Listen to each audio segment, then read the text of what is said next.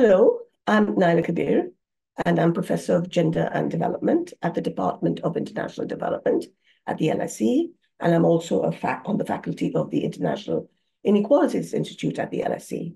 I've been involved with UNRISD for a long time, and I'm actually now on the advisory board of UNRISD. I looked back a little bit, and I think in the 70s and 80s, there wasn't much work done on gender at the UNRISD research agenda.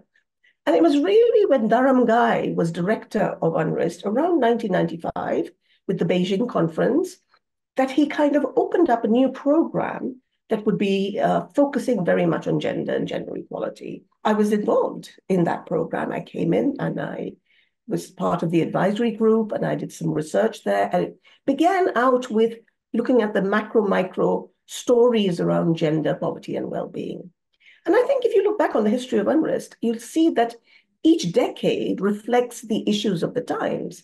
And I think in the 1990s, gender really came up very prominently in the development agenda, and UNRISD acknowledged it and got involved with it. UNRISD's unique position within the whole UN family as a semi-autonomous research body allows it a much greater independence and, the ability to take on the big questions of the day without being constrained by some of the UN bureaucracy.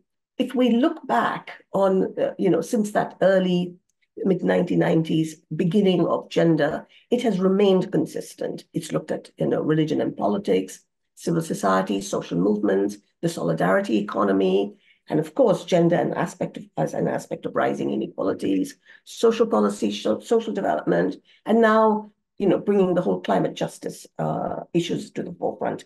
The publications of UNRISD have been invaluable. I mean, I go to them as much as I would go to any other academic institute.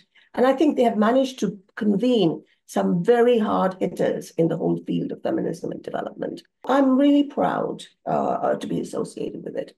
I wish it would continue making the kind of contributions that it's been doing, because that is needed now more than ever.